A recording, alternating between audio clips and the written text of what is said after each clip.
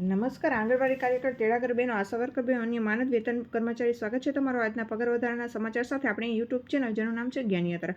આખરે વર્ષો અને દાયકાનો ઇંતજાર જે છે તે ખતમ થયો. 2 દાયકાથી આંગણવાડી કર્મચારી, આશા વર્કર, મધ્યાહન ભોજન કર્મચારી વગેરે સહિત જે માનદ વેતન કર્મચારી છે તેઓ પગાર વધારાની રાહ સરકાર સામે જોઈ રહ્યા. ત્યારે આ રાજ્ય સરકાર દ્વારા ગત શનિવારે રજૂ થયેલા બજેટમાં આંગણવાડીને આશા કાર્યકરો માનદ વેતનમાં સાથે જ મધ્યાહન ભોજન જે કર્મચારી છે તેમના માનદ વેતનમાં પણ વધારો કરવાની ઐતિહાસિક જાહેરાત કરી. જાણીશું આજના વિડીયોમાં વિગતવાર કે દેશની કઈ રાજ્ય સરકાર મુખ્યમંત્રી દ્વારા વિધાનસભામાં બજેટ રજૂ કરતી વખતે આંગણવાડી, આશા વર્કર અને મધ્યાહન ભોજન કર્મચારીના માનદ વેતનમાં વધારો કરવાની જે જાહેરાત કરી છે, આ વધારો ક્યારથી લાગુ પડશે, એરિયર સહિત મળશે કે પછી જાહેર કરેલી તારીખ જ સરકાર જે છે તે માનદ વેતન વધારશે, તેના વિશે આજના વિડીયોમાં આપણે વિગતવાર ચર્ચા કરીશું. તો વિડીયોના અંત સુધી આપ બન્યા રહો. જો ચેનલમાં નવા હો તો સબસ્ક્રાઇબ હોય તો મારી ચેનલને સબસ્ક્રાઇબ કરી બાજુમાં રહેલું બેલ આઇકોન દબાવી ઓલ નોટિફિકેશન ઓન કરવાનું ભૂલશો નહીં. તો રાજ્ય સરકાર દ્વારા ગત શનિવારે જે છે તે પોતાનું વિધાનસભા વર્ષ 2026-27નું પૂર્ણ કદનું બજેટ જે છે તે રાજ્યના મુખ્યમંત્રી અને નાણામંત્રી દ્વારા જે રજૂ કરવામાં આવ્યું. તો દર વર્ષની જેમ આ રાજ્ય સરકાર દ્વારા આ વખતે પણ આંગણવાડી કાર્યકર, તેડાગર બહેનો, આશા વર્કર,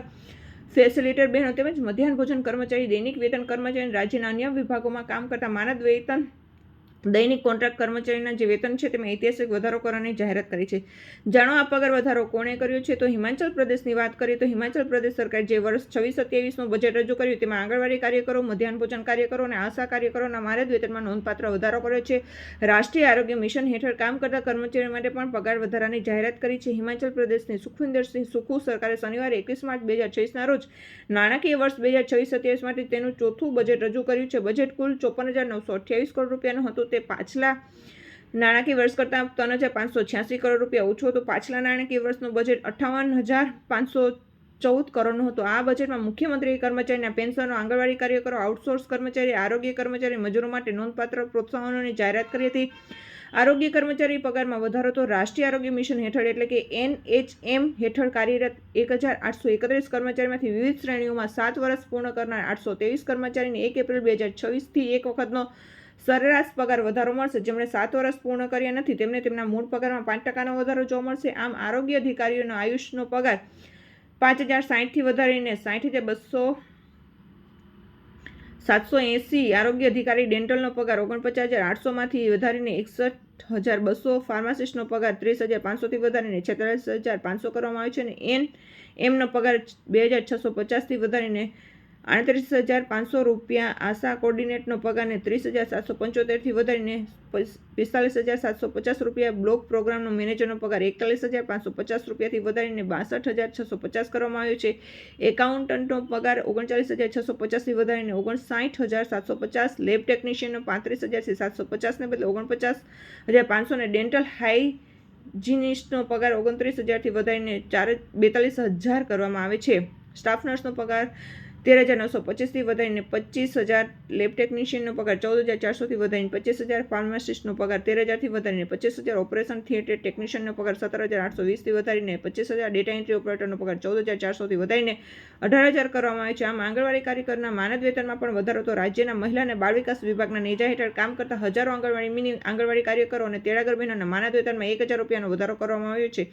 જેના પછી આંગણવાડી કાર્યકરોને રાજ્યમાં 11,500થી મિની આંગણવાડી કાર્યકરોને 8,300 રૂપિયા અને આંગણવાડી સહાયકોને 6,800 રૂપિયા તેમજ આશા વર્કર કાર્યકરો પણ જે છે તે 6,800 રૂપિયા માનદ વેતન મળશે. શિક્ષિકાઓ સહિત આ કર્મચારીના પગારમાં વધારો. સીવણ શિક્ષકોના માનદ વેતનમાં 1,000નો વધારો કરવામાં આવે. જોબ જાહેર બાંધકામ વિભાગમાં મલ્ટીટાસ્ક કામદારોના વેતનમાં માસિક 500નો વધારો. MSc શિક્ષકો, IT શિક્ષકો, SPO પ્રાઇમ ટાઈમ મલ્ટીટાસ્ક કામદારોના માનદ વેતનમાં પણ દર મહિને 500નો માનદ વેતનમાં વધારો કરવામાં આવે. મધ્યાહન ભોજન કાર્યકર્તાઓએ 5,000ને બદલે 5,500 પ્રતિમાસ એટલે કે 500નો વધારો કર્યો છે.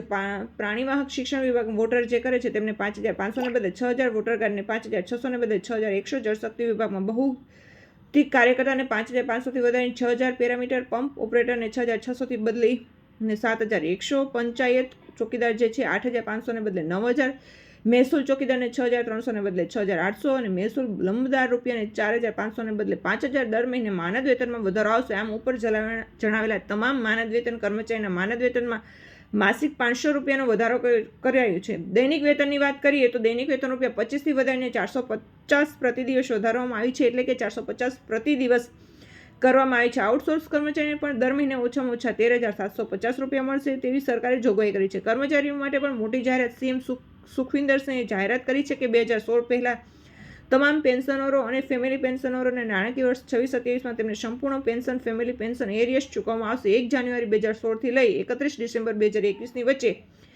નિવૃત્ત થયેલા વર્ગ 4 કર્મચારીના પેન્ડિંગ ગ્રેજ્યુએટી લીવ એક્સટેન્શન એન્કેસમેન્ટ્સને એરિયર્સ નાણાકીય વર્ષ 26-27માં સંપૂર્ણ ચકાસવામાં આવશે. આ બાકી રકમ પર આશરે ₹300 કરોડ ખર્ચ કરવામાં આવશે. આગામી નાણાકીય વર્ષથી શરૂ કરીને અભ્યાસમાં રજા પર જતા તમામ કર્મચારી તેમના પગારમાં 100% ચૂકવવામાં આવશે. જે કર્મચારી અગાઉ અભ્યાસ રજા લીધી છે તેમને પણ તેમનો બાકી પગાર ચૂકવવામાં આવશે. કરાર અને દૈનિક વેતન કર્મચારી જેઓ હાલમાં વર્ષમાં ફક્ત એક જ વાર નિયમિત થાય છે તેઓ હવે 31 માર્ચ 2026 અને 30 સપ્ટેમ્બર 2026ના રોજ તેમની નિર્ધારિત સેવા અવધિ પૂર્ણ કર્યા પછી નિયમિત થશે. આમ હિમાચલ પ્રદેશ સરકાર દ્વારા માનદ વેતનમાં વધારો કરી અને કર્મચારી જે છે તેમના માટે નવા નાણાકીય વર્ષ જે છે તે નવા દ્વાર ખોલાય છે. જય હિન્દ. અસ્તુ.